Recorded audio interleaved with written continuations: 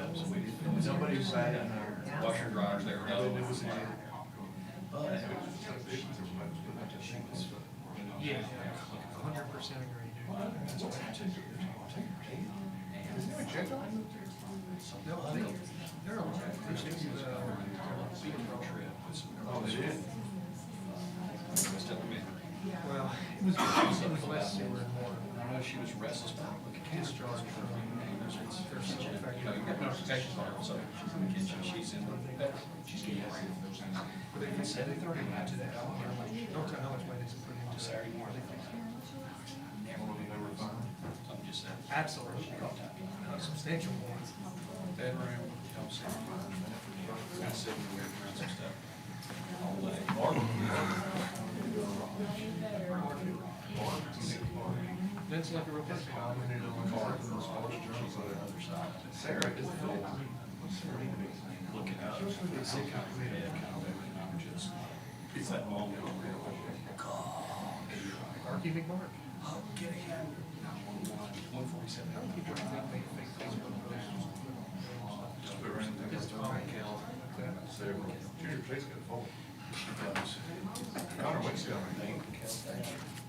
That's why I emailed you. Connor's going on Facebook Live. But yes, everybody's coming to all the I was told First, I heard you guys going to quit because they're lucky against me there. I was surprised. I've got a garage door. Start. I can say her door, I mean, not that that matters, but I just thought, I need to go there fixing things to be loaded, so I think the ambulance. All right, good evening. Thanks for everyone for being here. So, 6:30. huh? Thought it was 6:30. Well, it should be at 6. We can wait a few more minutes for a couple stragglers. I think most people will do 6:30. No, all right. I'm dyslexic, don't count me.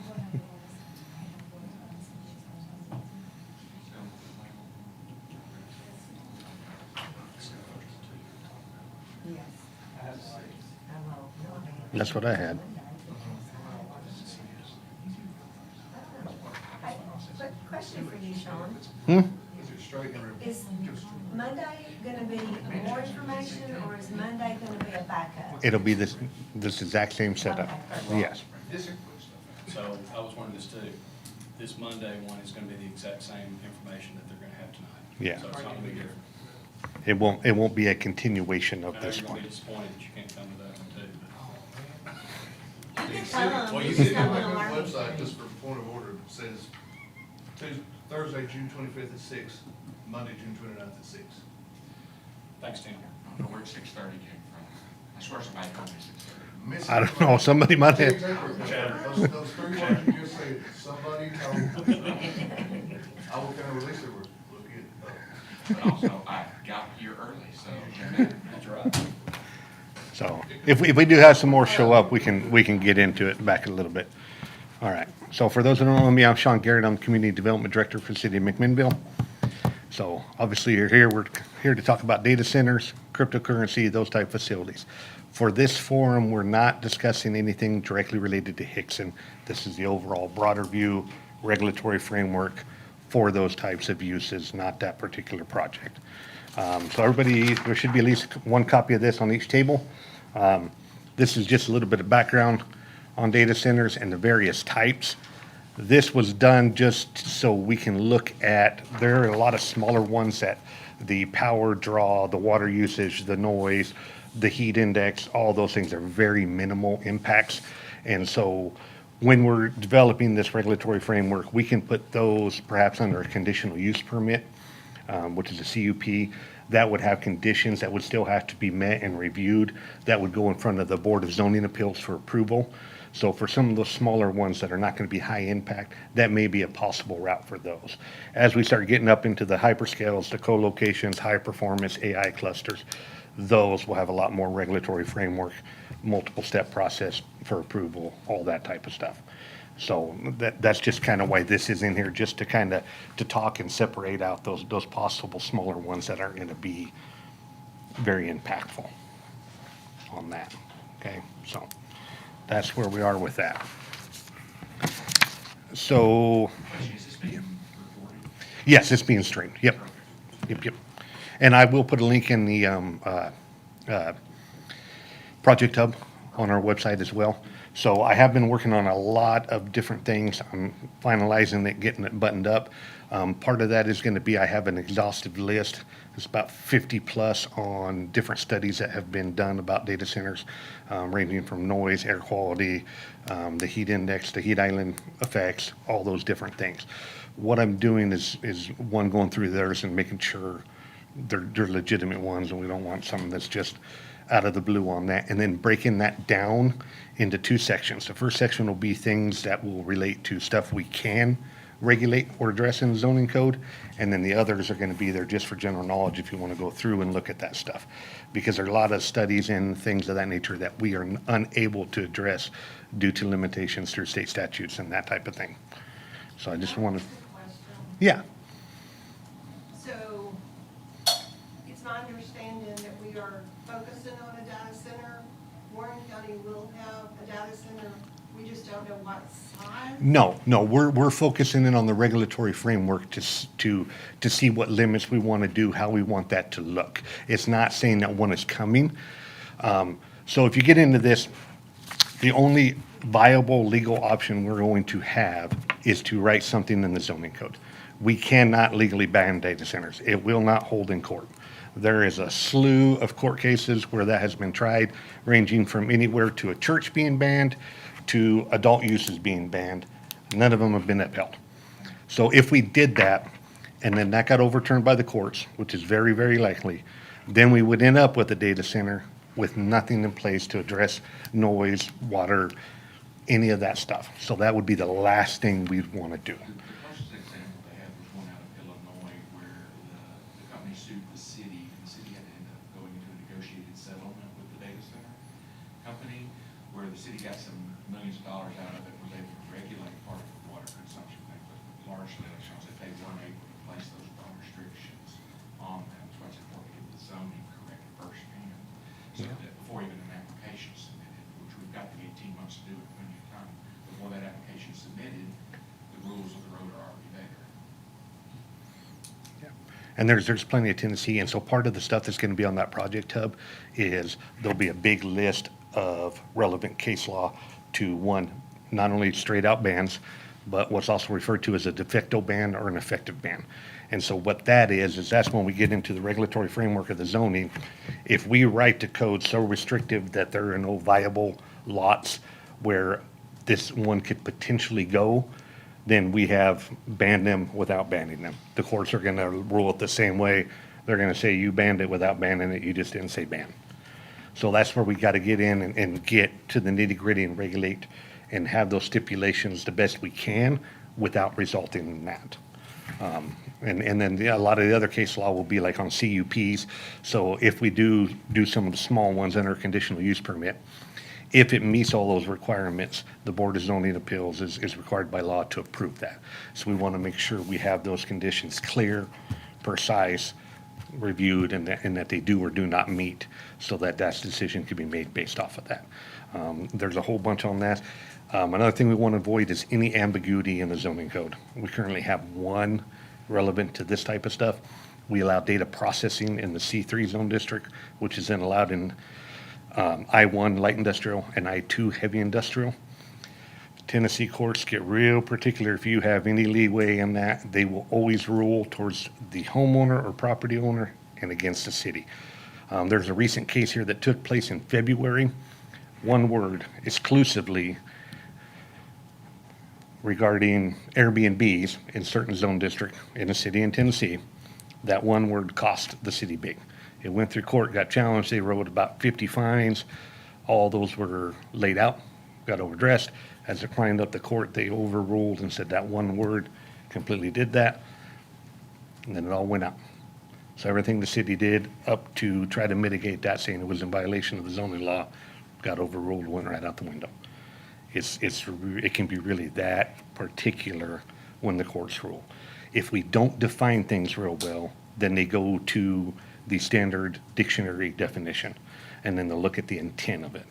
And so if you look at that, data processing is, for all the purposes, and come on in, what occurs inside a data center. So if we allow the act of, it's going to be real hard to say we don't allow the facility thereof. So that's where we gotta do that and define these. So you mentioned you have a list of studies. Do you have any preferred way for us to provide you with any additional studies that we feel like you should? Yes, if you guys have some, you can absolutely email to them, and I will look at putting them in. This is just ones I found doing a bunch of different research, so it is not every one that's out there by any means. If you guys have any that's not on that list, then this could be. This is gonna be from colleges, universities, EPA, Department of Energy. It's a big list of all those slew of ones. And like I said, it will be broke down, ones that are relevant to what we can put in regulatory framework, and those separated from that. And so that's just kind of the important thing on there. I just want to make that, so that way I don't want to get, well, we got all these and this is showing this with air quality, which isn't something we can really address. So that's why there's going to be that separation on that. Okay. So this is just kind of synopsis from the previous public hearings. Okay. Water consumption and scarcity, is that a majority vote concern? Okay. Water pollution? Noise pollution? Yes. Okay. Air pollution? Yes. Impacts on local ecosystems? Okay. Infrastructure strain? Yes. Light pollution? Environmental risk? Emergency management? Yes. And economic and future concerns? Over broader? Okay. That's great. All right, now we get to go on the fun part. And property values. And property values. Okay. So, everybody has one of these in front of them. So now we're gonna get into a little interactive project here. Okay, we're gonna let you guys, we'll go through, discuss, go through each one, kind of write a draft zoning code. What you wanna regulate, how you wanna regulate it, and then we'll break down each one, what we can and can't do, and how that'll work. Come on in, ladies.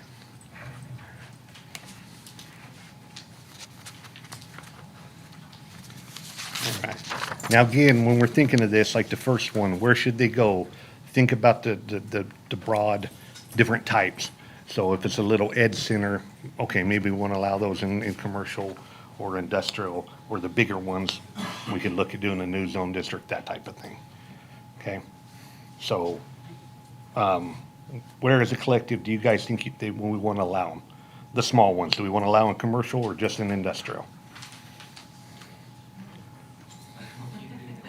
So, well, currently it's, they may be allowed under C3, I1, and I2, right? Yes. Is there any particular reason why we could restrict that to just I2, like several other communities in Tennessee? We can. We can absolutely look at that, I yeah. just know looking at the draft, it's And- directed to I1 and I2. And so that's listed, and then that's just the way it currently is. And so, like on the draft, there could be a rezoning process and that stuff on there.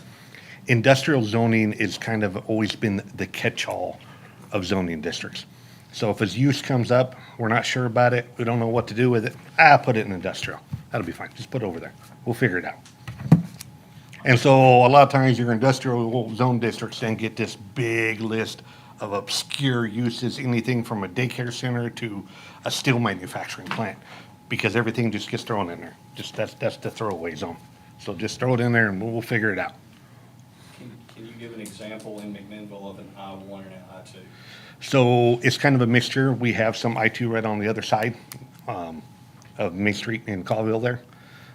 That's I-2, that's heavy industrial. There's a few lots down off of Old Morrison.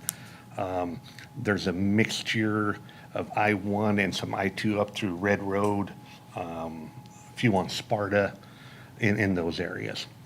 So I-1 is currently light industrial, I-2 is heavy industrial.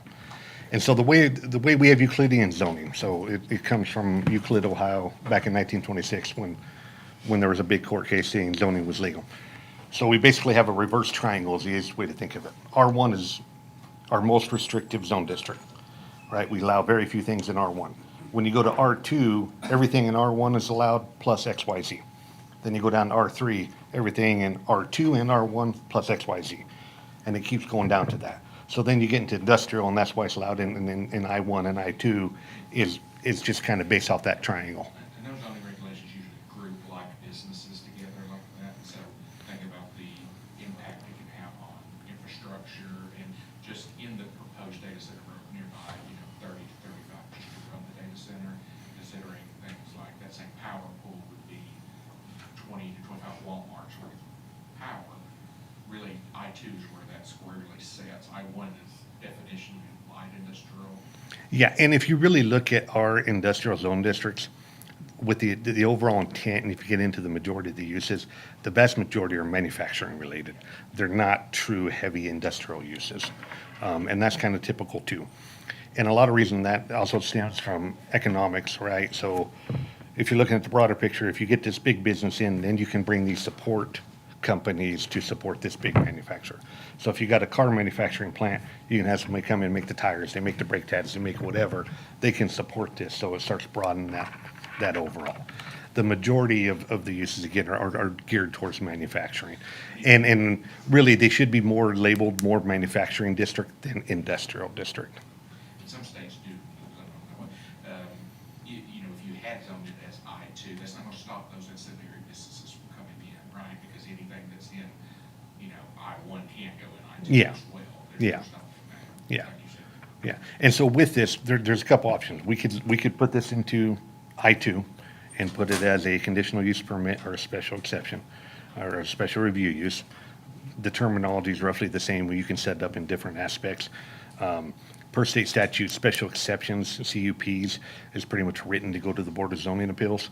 There is some flexibility if we did a special review use where that could go to the full board to approve that.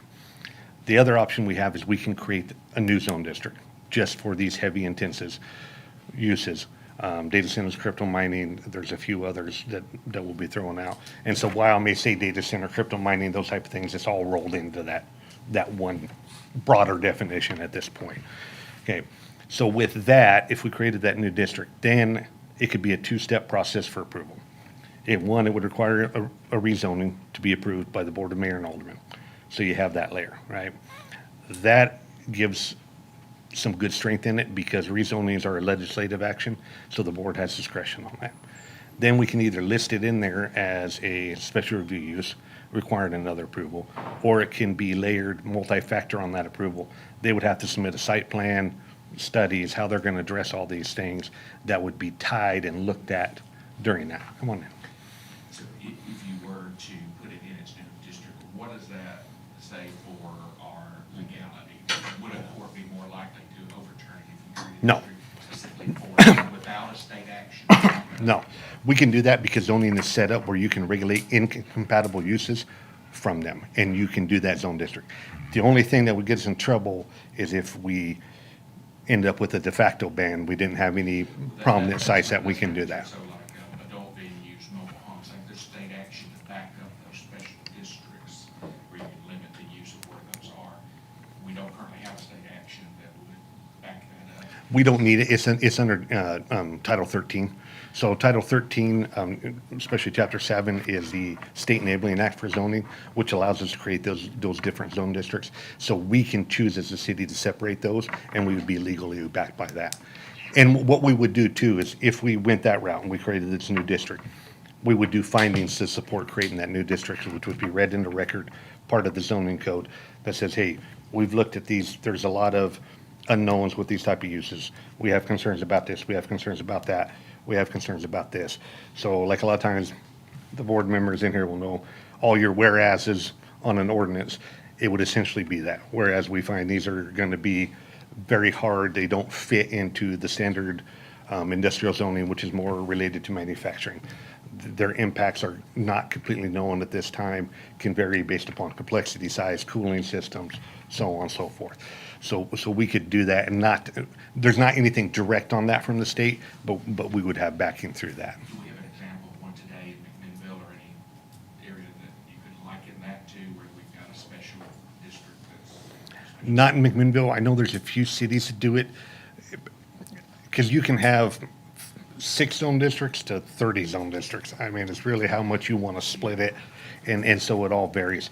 I'm looking in that and looking at what other cities have. I don't know any off the top of my head, but I can, if I come across some, I can sure let you know.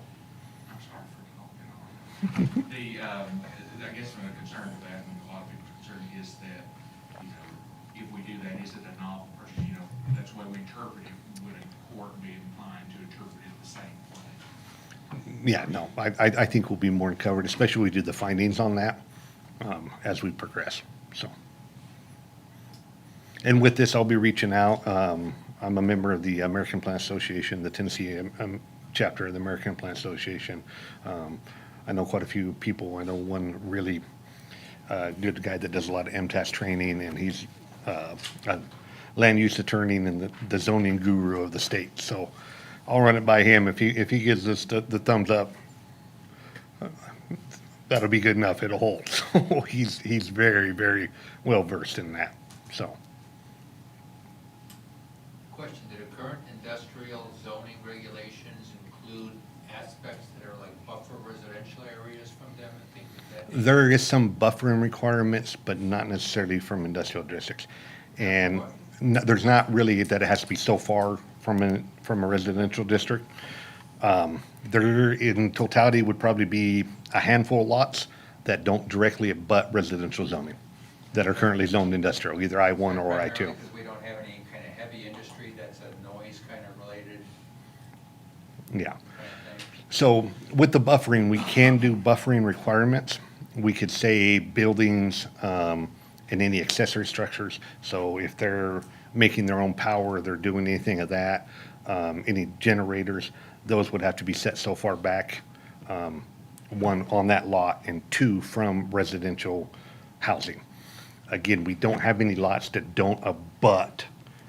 So they're directly, this side, three sides, all of it touches residential zoning. So if we tried to put in, you'd have to be 1,000 feet or 500 feet or whatever it is from residential zoning. We don't have any lots that would meet that, so we'd end up with a de facto ban. It wouldn't hold, because no lots can meet it. Would it be legally advantageous then to have a new zoning district for types of businesses that have new technologies that we don't have really good, stable understanding of what the impacts and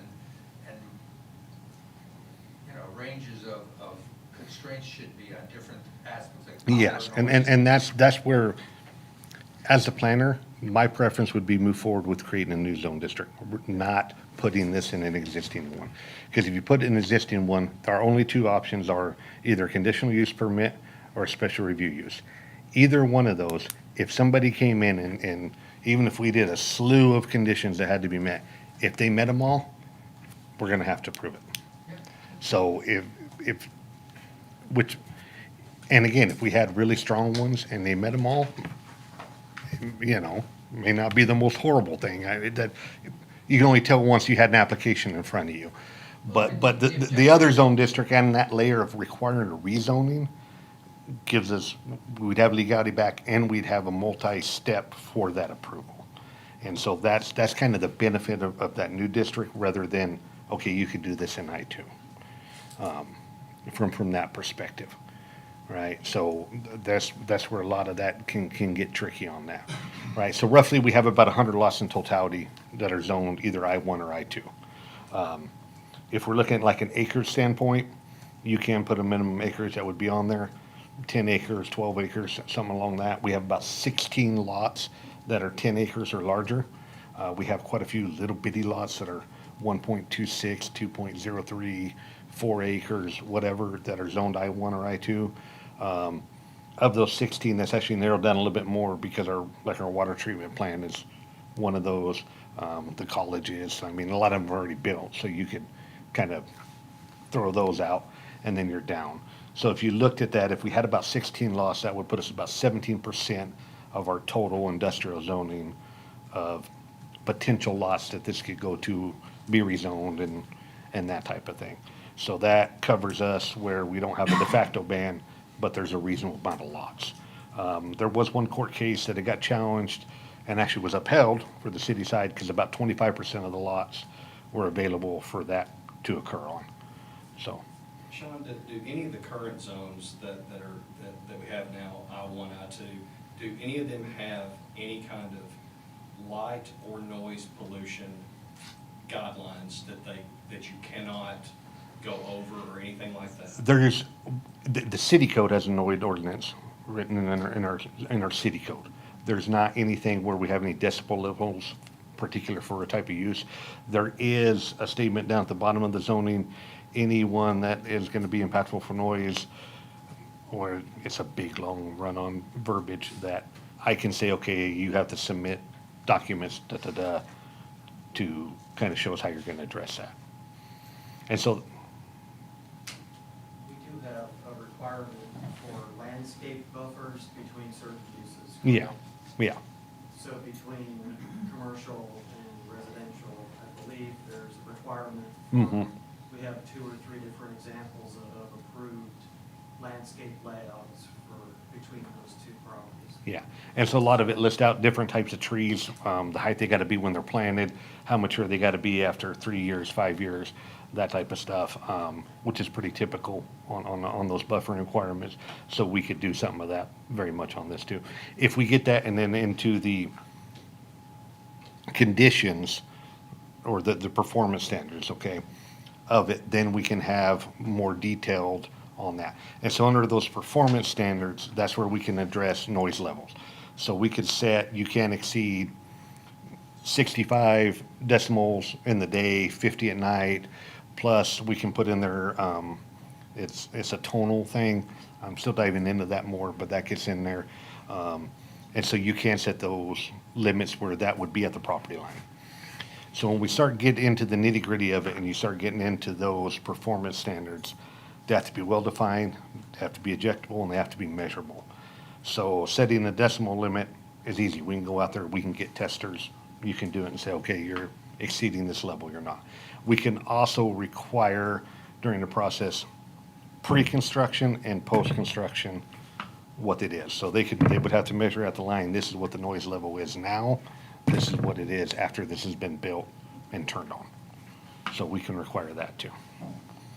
Do current regs address steady state decibel levels and peak decibel levels for like backup purposes? The current zoning code doesn't, the current zoning code does not know. In the city code, we have overall noise levels, which are for construction and different things.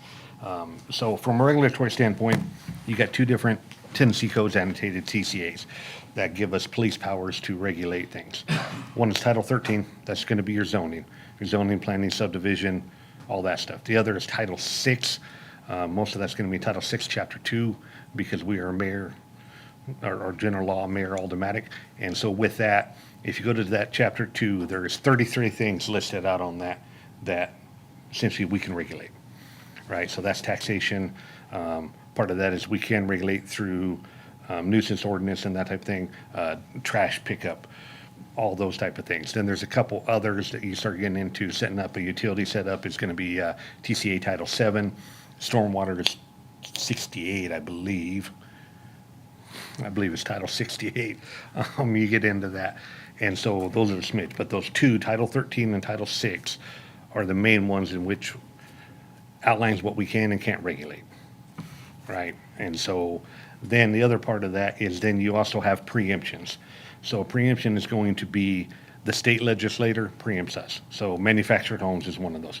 We have to allow manufactured homes in residential zoning districts. State says otherwise. Doesn't matter if we like it, we don't have to agree with it, has no bearing.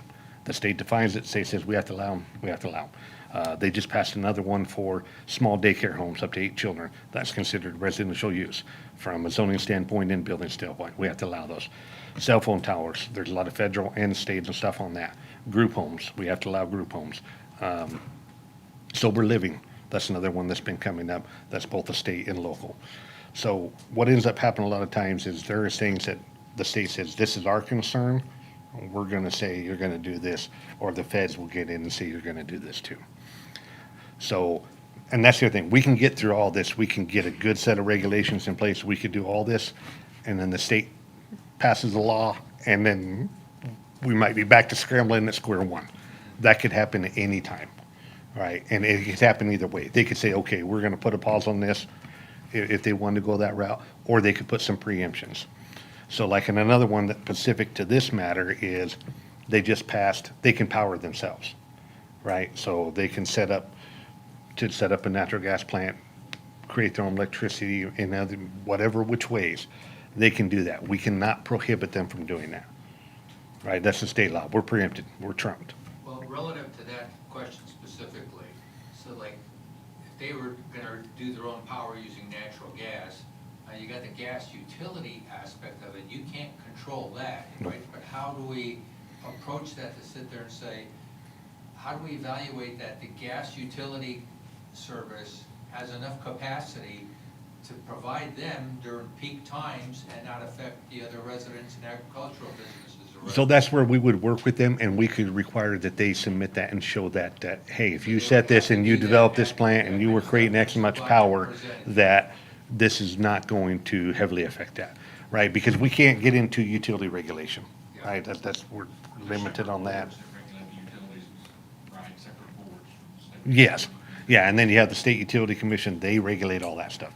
Air emissions, But air you can control. require that they pass those boards and bring you. Yes, proof that yeah, they we could passed require them, right? that they submit that, yes, yes, absolutely. We can absolutely do that. And that one would be, we would put in there. We could put in there that they would have to have all state, local, federal permits for, air monitoring and all that stuff. And we could require that they submit those to us, but we cannot set air pollutant limits or anything of that nature. That's out of our control. So when it comes to like, when we talk about fuel, they're gonna have a lot, they could have a lot of diesel generators on Mhm. site, right? We can enact safety standards like requiring that they're in a double wall container, and that the outside container contains at least the capacity of the inner container, and then set back so far from the property. Yeah, we could do setbacks. We can limit emergency testing hours. We can say you can only do it during daytime, not nighttime, that type of stuff. Secondary containments, primary containments, that type of stuff, we absolutely can regulate. Yeah, and so that, the natural gas aspect of that, if you're wanting something, again, the state board that regulates the natural gas and the individual companies will have their own local board. They're the ones that would be able to, approve or deny based on their regulations, not the city Yep. for, natural gas production. The law that they said that they can build their own power plant is only for 50 megawatts or greater. I'll have to check, I'm not sure I know That law on that. limited to- And I know that there was another one on the 50 megawatts too, there's different ones, one past two, that cities and utility providers can't pay for the cost to doing the upgrades. And so there is on that. So yeah, there's different things. So there's gonna be limits. Something that's common is WUE, which is water use efficiency. And so that's just gonna be how efficient the water is used. You can get into a lot of other high water users that are not gonna be to the full extent of these great big hyperscale centers, but can be to other ones that are relatively close to it. What starts happening with data centers versus other high-impact ones is you lose a lot during evaporation during the cooling period. So the water's gonna get used, but you're gonna recoup most of that back. That's gonna go down in through the wastewater, and then that'll get treated, released back into the river, that type of thing. You lose a lot more on this. We can't set a water use limit. That's something that we're not on that. The other is the same thing with power use efficiency. Again, we're not the utility, we can't set that. There's a little bit of wiggle room saying that, hey, we want it to be maximum efficient. There are a lot of different ways. There is some that have become so I don't know how many people are familiar with LEED, but it's gonna be the standard for the Green Building Code that they are very good. They're very inefficiency, self-sufficient, those type of things. There has been some data centers that do have gold standard, which is the second highest. Platinum is the one above that.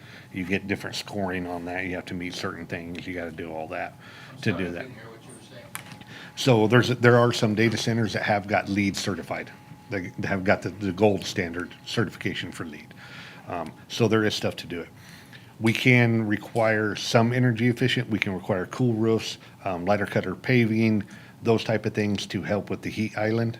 I know that's something that Lily and Kai and some others have been discussing on that. So that's where these things are gonna generate so much heat, they can actually raise the temperature from a certain band out and come in there. There's some things we can do that. A lot of that's gonna be where it's gonna be placed. Like I said, we can do this cool roofs, we can do that type of stuff. Where it starts getting tricky on the energy side is, then you gotta switch over to the building code, right? So most of these are going to be built either type 1 or type 2 construction. So the International Building Code has 5 types of construction: type 1, type 2, type 3, type 4, and type 5. 4 of those have subsets A and B. The A and B is just how much fire rating is on the exterior walls, whether it's 1 hour, 2 hour, 3 hour. So a lot of these, the number one construction, a lot for high rises and that type of stuff, that's going to be the most safe from a fire standpoint, is going to be type 1 and type 2. So with those, you can't have combustible materials inside that building. So it's going to be big, thick concrete walls, that type of stuff that's not combustible. Well, you start putting insulation, those type of things, now you've changed that. You have combustible materials in there. You're no longer this type of construction. Now you're here. Different occupancies dictate how big a building can be in the building code, how far they have to be from the front. They can get bigger based off construction type, and then how far away they are from roads, lot lines, those type of things. So that's kind of how the building code is going to act. Then on the other side, you got all the NFPA, which is National Fire Protection Association. That's where it's going to be like NFPA 855 is directly to the best systems. So that's going to be the energy storage system, the big batteries for storage, that type of stuff. NFPA has over 300 codes and standards. A lot of them are going to be sprinkler systems, fire alarm systems. You have the best systems. You have the natural electrical code. There's a big long list. We can go on and on about that forever. But a lot of those are standards for particular items in that. So that's something we can look at. We can do secondary containment. We can require them that they do once a year, go through with our firefighters, show them the system, show them all that training, have secondary containment set up for that. Because one of the concerns I know has been brought up, and something definitely to consider, is if a fire were to occur and you had these batteries, you had all this stuff, then you're looking at contamination on the ground from them fighting that fire. You're going to get all that water that's going to soak out. You're going to have that, and then you're looking at ground contamination. So that's where we're looking at secondary systems and secondary containment areas to very much limit that, where that doesn't spread out too far, get into waterways, creeks, those type of things that we want to look at. We'll go back to you mentioned about the zones and how many, but all of them are the residential zones. In the draft regulations, you've got 500-foot setback. Now, you mentioned that basically any setback now is going to make a de facto ban. That was just thrown in as a rough number. That was a very, very base draft. So again, we can't come up with a big thing from residential zoning in an aspect. You can say, okay, you got to be X amount of feet from a residence, or from sensitive sensors, what a lot of people are referring to and is now in the code, right? So you can say a sensitive receptor is going to be a house or a church, daycare centers, those type of things. You have to be X far from that facility, right? So we have that with our beer board. You can't be within the 300 feet. You have those type of things. There's a state law that adult use is 1,000 feet from stuff, so you can do that. We just really can't throw a number in from residential zoning itself because it all butts. So So thinking about that, 500, just of course, that's the placeholder that's in there. Looking around the regulations at the floor, do we have an opportunity to be ambitious and set that at, 2,500 feet away from the closest residence, or, what's the upper limit you foresee? I'd have to do some measuring to see how far we could get, what sites we have and how far they would be to make sure on that. We could definitely maximize that as long as to have it good, yes. And two, instead of just residents, is it possible to, target that, not just residents, but commercial zones? Because, you've not got just the issue of people in their homes, but, if I need to go down to the Dollar General or the Walmart or wherever I'm going at, still have the same effects that, from sound. Yeah, we could look at doing sensitive receptors, and include certain uses. Again, I just have to get looking and do some measurement on to see how far we could really stretch that out and still be okay. So again, I don't have any set numbers that, hey, 1,000 feet is the maximum number. We're not quite at that point, but we can look at that again. Like I said, we just got to make sure we have enough viable sites that could potentially meet it. And that's the key, is they have to potentially meet it. They still have to go through the process. They would still have to get rezoned. They would still have to do all this stuff. So just because the regs are written in that way does not mean we will absolutely get a data center at some point in the future. It'd only be if all that requirement is met, it got rezoned, all of that. When you say, possible, right, understand that, do you have in mind a certain percentage, or just rough estimate, 25% of the zone, of the lots, 50% of the lots? I think we want to at least keep around, if we can hover around the 15%, I think gives us safe, yeah, So that gives you- yeah. I just came back from Loudoun County, got family up in Loudoun County, they're directly involved with, there's about 400 data centers now in Loudoun County. And they're directly involved with some of the construction regulations, some of the things that are going on in there. And the biggest complaints they're getting now is not noise from power generation, it's the hum noise. Yes. And it seems like there's not really great understanding of the dynamics and what the regulations need to do to cover and how to block the hum noise. So with the humming, a lot of that's going to be from HVAC units. So we can require screening and different things on those. Sound walls is another possibility. The buffering, including natural landscape, can do a lot of that on hums. So we do have some flexibility to do that. And well, my understanding it wasn't necessarily the HVAC, it was the thousands of servers in the building. It can be, yeah. creating the low frequency noise Yeah. of the walls. Yeah, and a lot of that's gonna be, a lot of that's gonna be on the construction type and how that's done.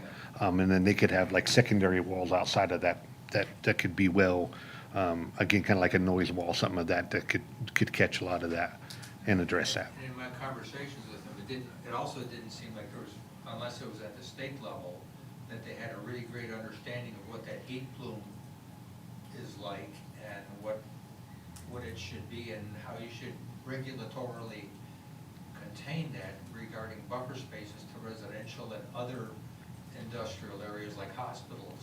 So there's been some studies on that. A lot of them were done in Arizona, with some recent ones. And again, you always got to take in the climate too, right? Arizona's going to be more flat. There's not a lot of green space. More rock and that type of stuff is more common in yards there than natural grass, trees, that type of thing. So obviously that's going to have an effect too, right?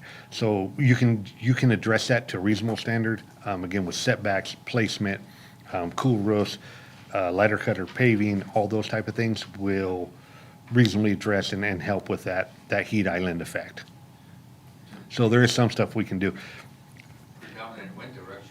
And you got wind, you got a lot of different things. So like I said, there's some things we can get in and regulate on that, and address to the best that we can. We're not, we can get as good and stringent regulations as we can, trying to cover every single aspect. It's not gonna be possible. I mean, that's just reality. Well, I'll absolutely put it that way. And Makes sense. again, the beautiful thing is even once we get these adopted, it's a living document. So as more studies come out, more research comes out, more different technology comes out, we can always then go in and adjust. Right? We always have that option. That's not going away. Just because we get this does not mean it's set in stone. Right? And this is the problem. Like our current zoning code was written in 1993, so it's way outdated. Don't mind You should really be looking at your zoning code every 5 years, because that's how quickly things are changing. There's new technology, there's new companies, there's new things coming out constantly. Like, Airbnbs weren't that big and then they blew up. And you have this one that big and then it blew up. So you gotta kind of always look and try to be ahead of that game. And that's why you really gotta look at that every 5 years, not just your zoning code, but your master plan as well. And look at doing, making those adjustments on a regular basis where you don't get too stuck behind the 8 ball. Question about the studies you've been looking at. There's some cooling proposals in that industry that are talking about using geothermal. But then at the same time, if you try and do geothermal, you got the opportunity for something breaking and then having something underground that needs to be. I have not seen a lot that directly on geothermal. Yeah, it's very small. It's Yes, pretty there's a lot. I think a good portion of the Milner Center is actually geothermal, but I have not seen a lot as far as it relates to crypto mining or data centers. And a lot of it's going to be dependent on too is how big the facilities, how they're cooling. There are some that they're looking at doing different things and kind of recirculating some of the heat from where all the servers are concentrated to the rest of the building and using that as heat rather than a separate heat system. And so that can kind of help mitigate at least a little bit of that heat index and that stuff coming out. So you have all those type of things. There's a lot of different cooling systems. A lot have got into the closed looped, and you got trade-offs on each one, right? So a lot of times the closed loop can be more water efficient, but more power is required on it. So you got to look, and there's a lot of trade-offs on it on how one can do versus one or the other. I'm looking at them all. Again, we can't really say, we can do performance standards, and we absolutely will. We can't do operational standards. Those are separate. We can't say you have to operate in this manner. So we can't really put you shall use closed loop systems. You shall do this. We can't tell them how to operate. We can say you got to do it in the most efficient manner. You have to address all these impacts. You have to meet these performance metrics. That we can do. Outside of that, we can't get into the real fine nitty-gritty details of it. Jumping back to the sound, in the draft regulation doesn't mention anything about, the subaudible ranges, the low frequency ranges. What can we put in there? And, are there any other examples that we can pull from around the state? There's a few. So you can put in there like on a tonal level, this plus or minus X amount.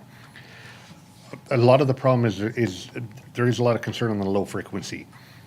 The problem with a lot of that sound is technology hasn't caught up to measure it in a proper way.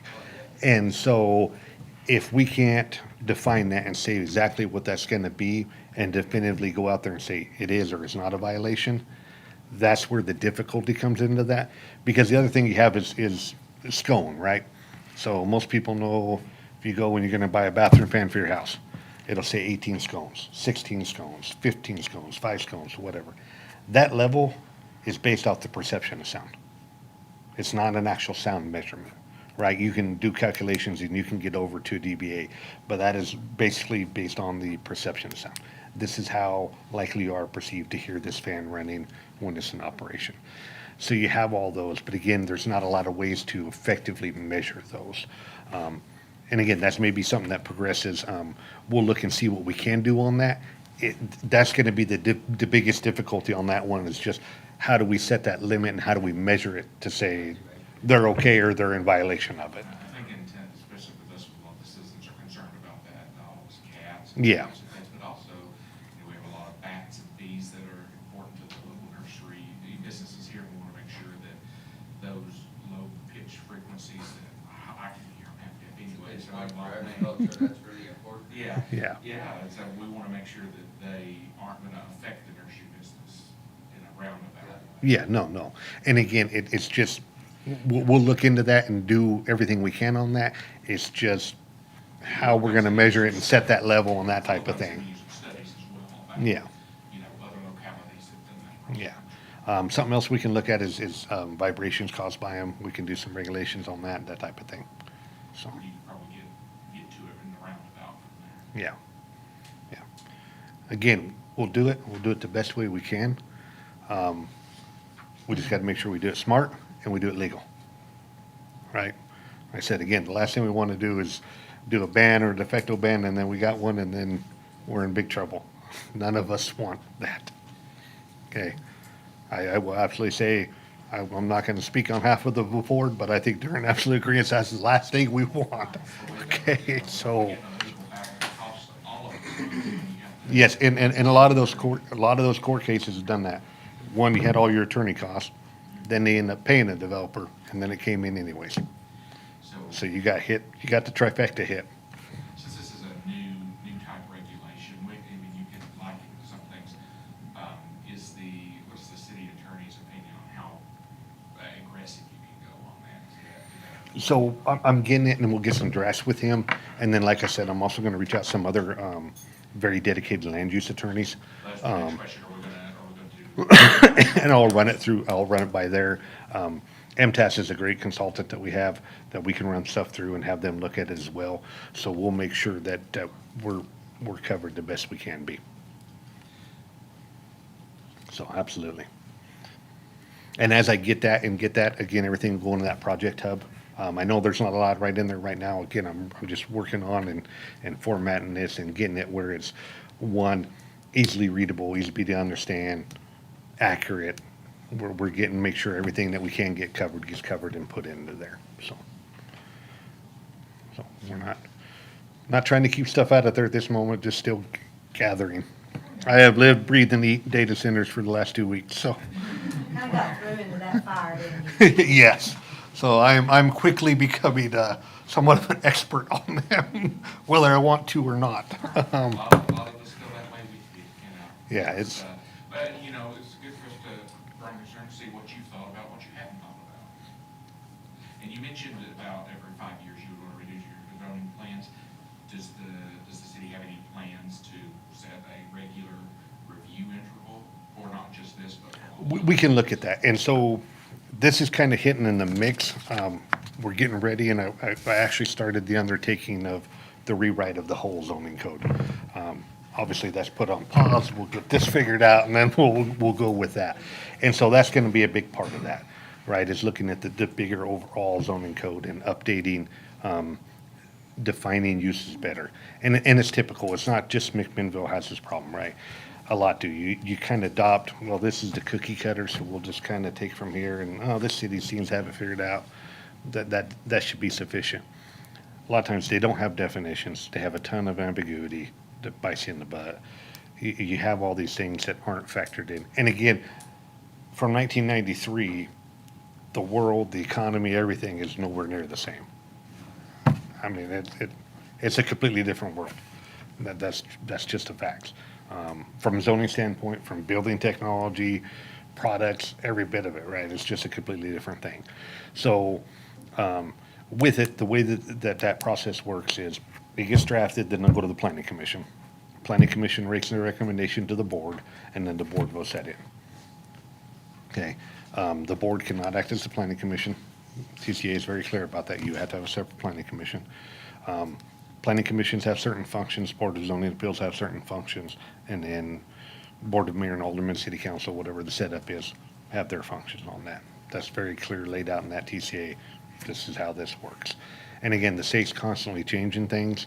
Another thing that's in consideration on this too, which I'm not thrilled about because I wanted more time, especially for something like this to review, is a new state law has just passed. We have 30 days to review and comment.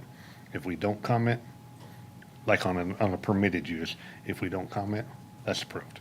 We have X amount of time to get it in front of the planning commission. If not, and they don't vote on it, it's approved. So we have those things. Now, like on the rezoning, that would not occur because that has to go to the board. And then we get more time on that because we have to do a public hearing. That has to go in the paper at least 21 days before that public hearing. And there's all these stipulations tied to that. So that aspect wouldn't, Could but. that be a vote, just that we need more time to, or does it have to be a straight up and down? So if it's a rezoning and that type of stuff, we have to follow that process, and so that's gonna kind of give some more time to work out a little bit. But on 30 days, like if it's a permitted use, so residential zoning, the house is permitted use. We got that 30 days. If I don't comment, that's approved. We get a commercial building wanting to come in, that 30 days, we don't get the review done on the building plans, whether it's us, fire in conjunction, any of that, it's approved. Right, and then they also just passed that for utilities too. So utility companies, if we get a subdivision or water and sewer plans that are submitted, stormwater plans, that utility, that they also have a new law that just passed, that's 30 days on that too. Right, the state wants development. It's not, we don't have any problems. We generally get them done pretty quick. Lyndon's great, he gets on it. Holly's picking it up. Fire does good. Ricky and our engineer get on it. We don't have really any concerns with that. That's geared more towards the bigger cities that are just really being inundated with permits and hardly keeping up. And so then the other aspect on that too is for like a subdivision, they can hire a third party. That third party goes out and inspects, says it's good. Then we basically have to accept that if we don't get out there and inspect that next amount of days. From the building code standpoint, they can go third party under certain circumstances. So we have to make sure that we have it set, it's thorough, we have a process for review, but we get those review done where we don't get bid on that side either. So that's all the fun of my job. It's always something changing. So just when you get one system down, you start over. Can we establish, some sort of heavy fine system so that if they violate the parameters that are being given to them, and they go over the threshold that we set, then we can fine them heavily to make it count, and, make it worth our while? So we're limited on fines to certain aspects, how much we can do, depending on what route that's set up with. So the state does allow for administrative hearing officers, which is something we can look at for certain violations. They can do a much higher fine than the city court can. If it's something that would normally go to city court on that nature, then it's $50 max. Now that $50 can be applied per day up to a maximum, I believe it's $5,000. But if I recall right, the state just passed, and I got to verify this, where now cities can adopt a tiered system. So the first violation could be $100. The second violation, we could go up more on that. And that's a great question. I'll get you some information on that. But we're limited to state law how much we can do on those fines. So we can said if you did this noise ordinance and you broke it, we're going to hit you with a $1,500 fine. That's not going to be possible. If somebody repeatedly broke the zoning regulations or any of those, would the city be able to take them to court? Yes, we can seek injunctive relief. Yep, absolutely. Yep, if there's perpetual and continuous ones, then that opens up some other avenues.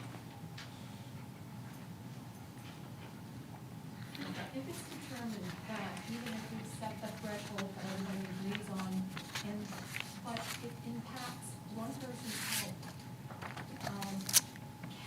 can anything be done about that? I mean, it just doesn't seem worth it if we're hurting one person. That lives nearby, that may be getting the sound that's making them literally go insane, or is causing neurological issues, or whatever it might be.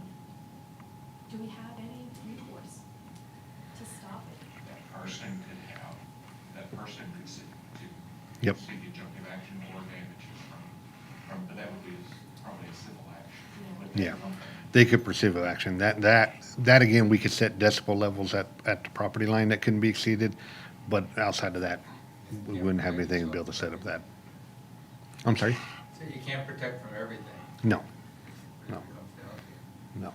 Right, so what you'll see in every zoning code, and this is pretty much national, is it is to promote orderly development and to protect the general health, safety, and welfare of the city.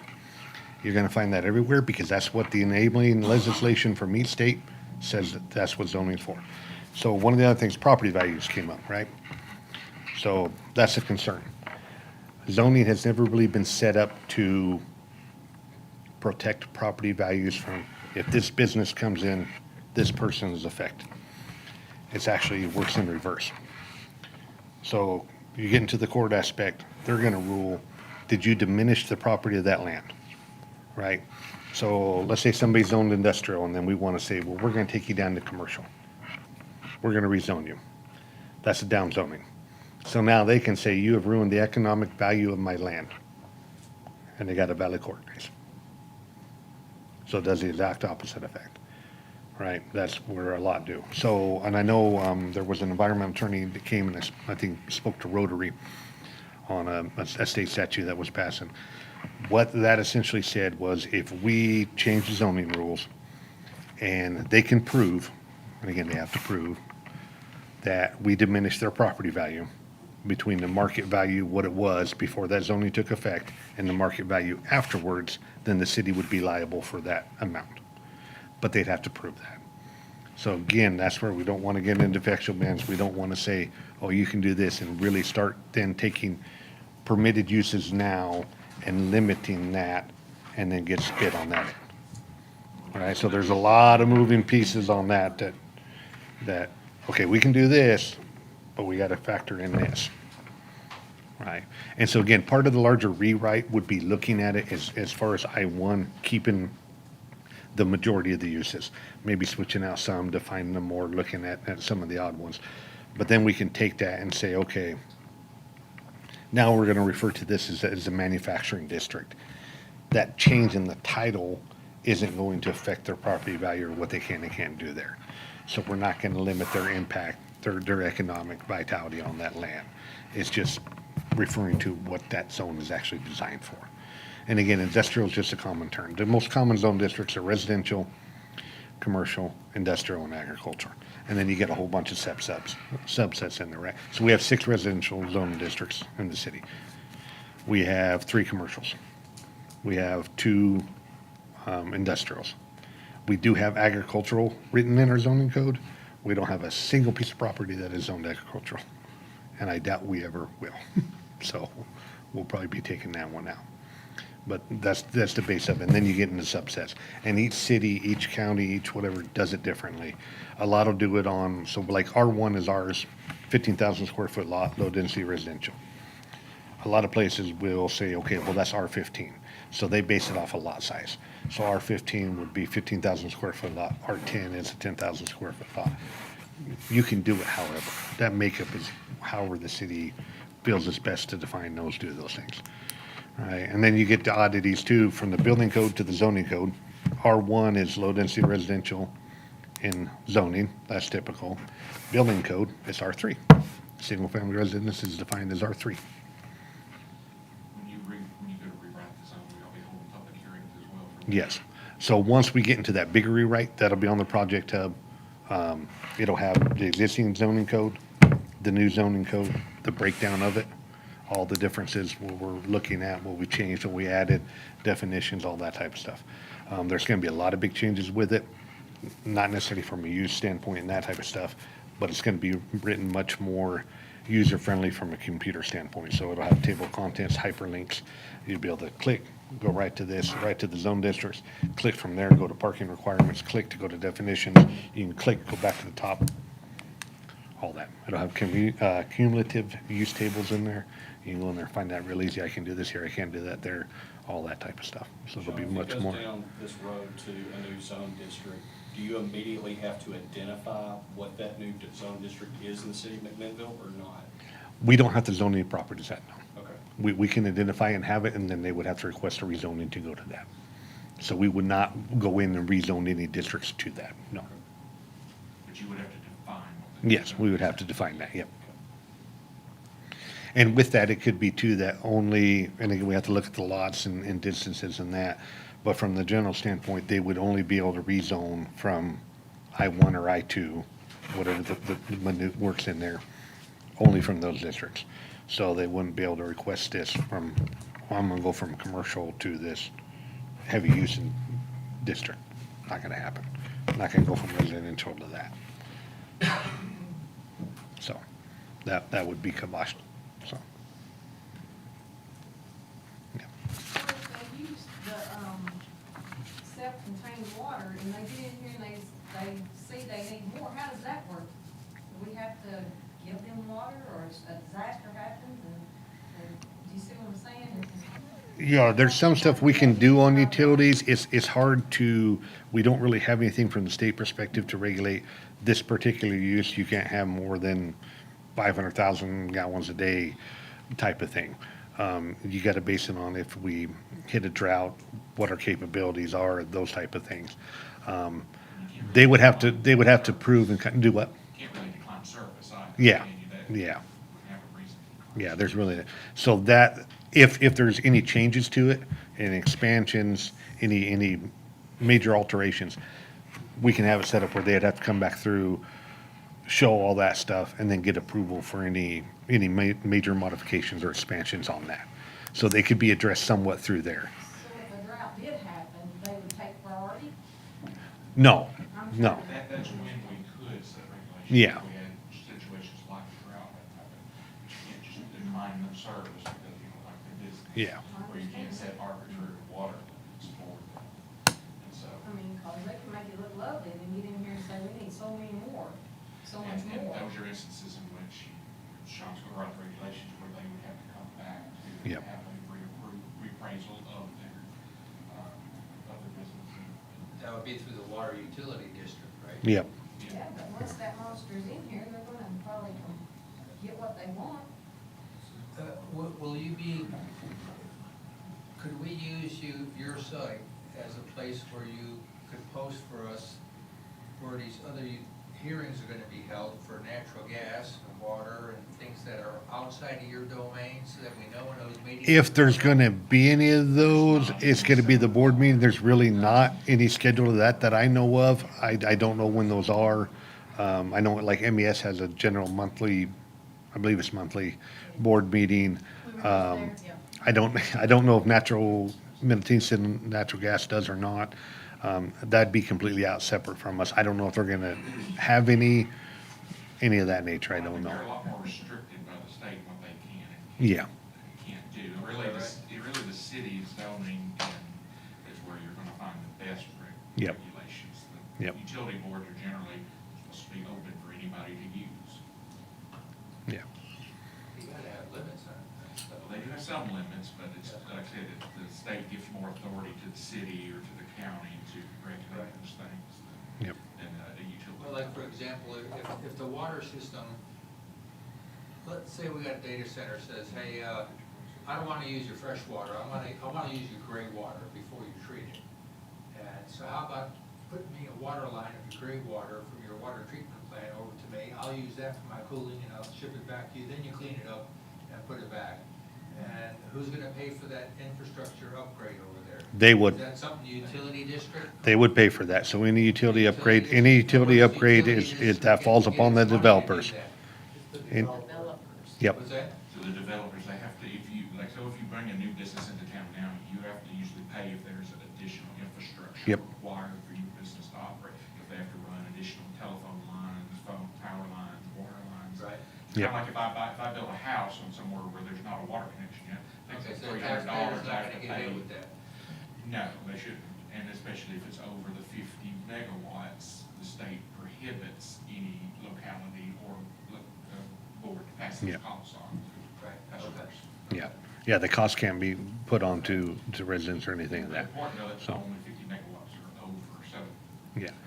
the Yeah. data center that was here was under that. And so like if you take, like a subdivision came in and they have to extend the water and sewer lines, all that cost falls on that developer. Falls on the developer. They have to show us the engineer, we approve the engineering, they have to install it, and they have to maintain it for a year.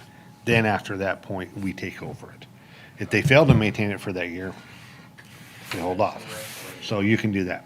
The other option that happens with that, and they still end up paying for it, it's just a little bit different process, is they would give the city a bond.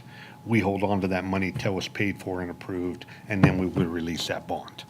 A lot of cities do that from the perspective of they want the subdivision to be in, and they want to hold that developer accountable. So if the developer got it rezoned and then just decided to bail, the city would have the money to go ahead and get that set up if they so choose. That's basically where the bond comes in versus the other. But all infrastructure upgrade is at the developer's cost. It will not be on ours. Natural gas. I believe it'd be the same for Middle Tennessee Natural Gas, that type of stuff, yes. Yeah, they have their rules and regulations on that. I'm not gonna speak on that, but, On that X amount of feet, and beyond that, you've got to yeah, foot the bill for the remainder. yeah, so, It's a lot to take in. It's a lot to try and understand. Be concerned about as well. there is. And that's kind of the point of this is why I kind of did that form. Take it, look over it, write you some general stuff. You can send it to me. I'll be glad to discuss more. That's kind of the point is, while it may seem simple, it's very complex to get into this. We have our limits. We can only address these type of things. We can't address this. We have all those factors to consider. It's not just a simple thing that can be done. So, and we want to address it the best we can and the most effective method we can. Again, that's legal. Now, where's this go to? Do what? What time does this get to? It was 7-11. Yeah. If none of you guys, I don't really have any much more. We don't have really a set time. The next meeting that's scheduled on Monday is going to be this exact same format. So you're more than welcome to attend again if you want, but you don't have to. It's not a continuation of, so there's not going to be new or differential information from what there was tonight. We'll be discussing the same factors on a Monday. Research and come back, have more discussion. So, and then we'll progress from there. And again, I'll be getting uploaded onto that Project Hub as quick as I can once these get all settled, all those studies and reports, all of those things, TCA. So what I'm gonna do is on the Tennessee codes annotated, all the state laws, I'll have a breakdown. Here's all the planning, here's this one, here's this one. Everything in there will have links, so you can click in and it'll take you to Justia Law is one of the big sites that has all those codes, so you can go in there and read it, all of those things. So all of it. Partners or someone to publish the whole Tennessee code. Do what?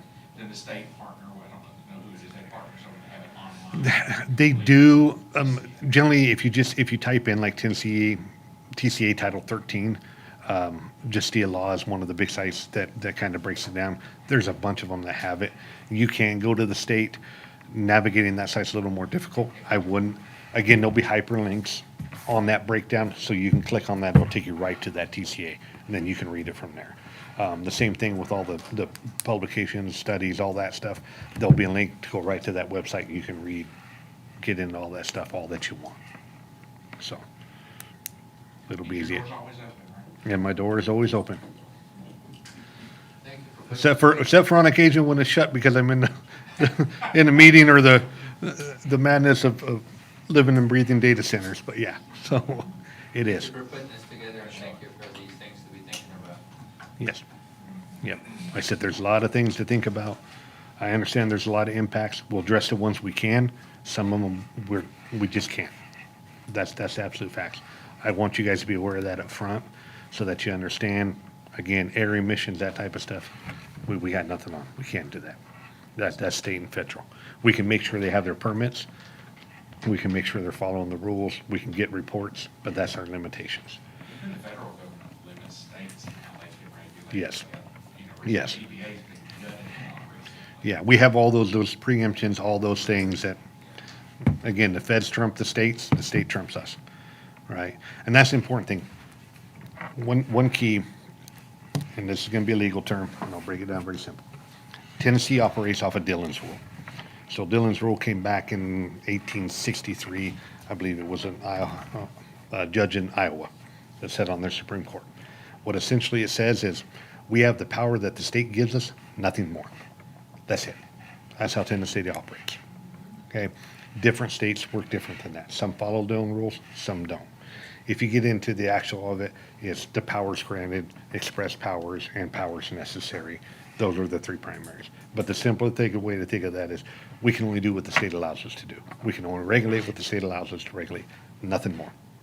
That's it. It's that clean cut. If you go outside of that, that's ultra virus, another legal term. You exceeded what you can legally do. So those are the big factors to consideration. Is we only have limited powers. Now zoning's fairly broad, but it's still limited. So. Now, in regards to data centers, I remember reading something about the state took care of things that were from 50 megawatts up.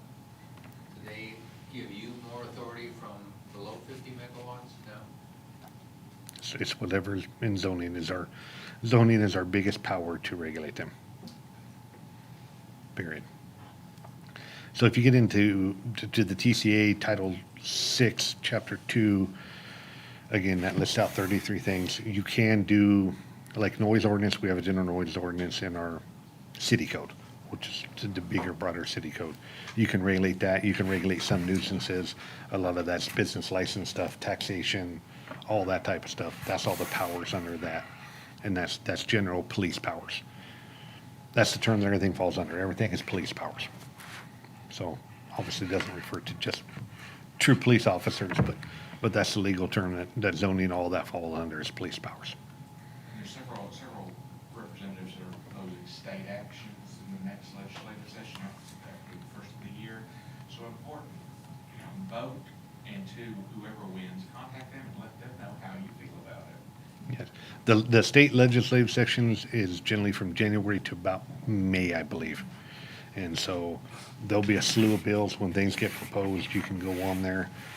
Anything that affects the city. I keep track of, we get updates from MTS. I know Nolan tracks them as well. Because I'm always looking, okay, what are they gonna be changing on me? If this passes, start getting ahead of the game on it rather than playing catch up at the tail end. And then they can take different effects. Some will take effect July, some will take effect January, some immediately.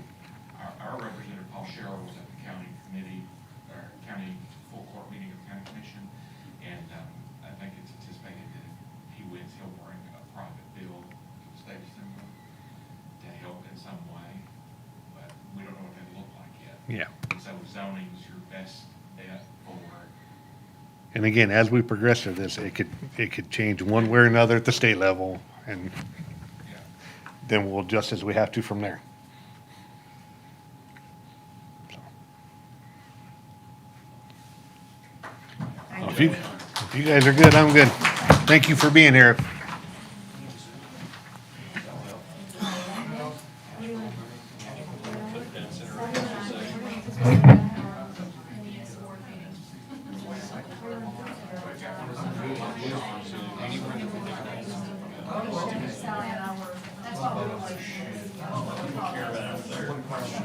You know, that's what I start thinking about. That's what I start thinking about, so I was talking about. She said it's all many times they can't. No, there's a dog right here. It's a really sweet dog.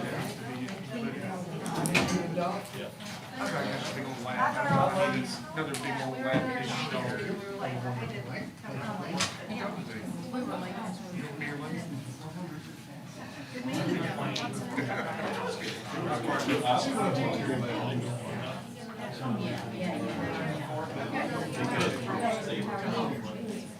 Well, I mean,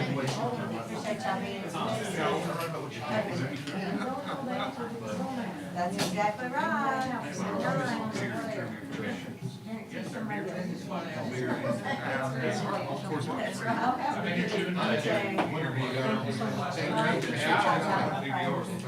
I saw it. Thank you.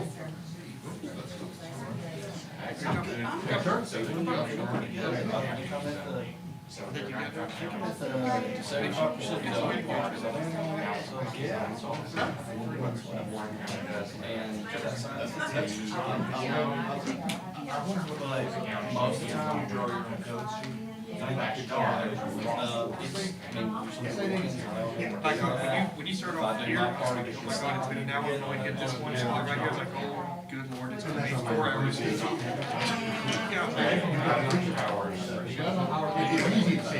I will try to.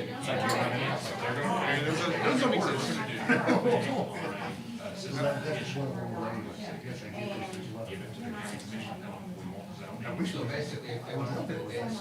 There were a few times where I considered chiming in. Hang on, before I go any further, I don't think I should. I'm not trying to put you on the spot with the TCA. No, they're talking about airbags and stuff like that. I wouldn't even chime in and tell what the state would be the big one on that, but this is more us. So I was like, yeah. I wish I had about 3 inches of pie. I know, I wish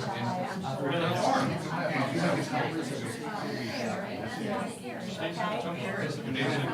had, Anywhere you can. You know what? I'll be here Monday too, just in case. If I make it to different people, I'll be here just in case. I want to show support to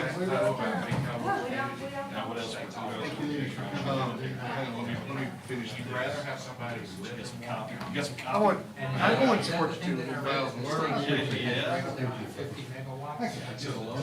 So the state past regulations are that it's only 50 megawatts or above. So like the existing centers, they were paying 35. So that wouldn't be an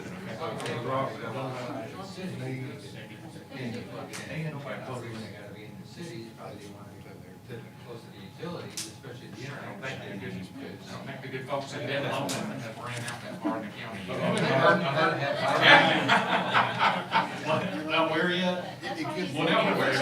No, we're, I was gonna say, by the end of this, by the fall, 100% fall. There won't be any place that we could not provide. And really, honestly, the places that we're working on right now to complete that, And that's when it comes down to, that's why you need. all the counties have been doing. How would you establish? There, I want you to know, my name's probably Bud down there, I would call like every week.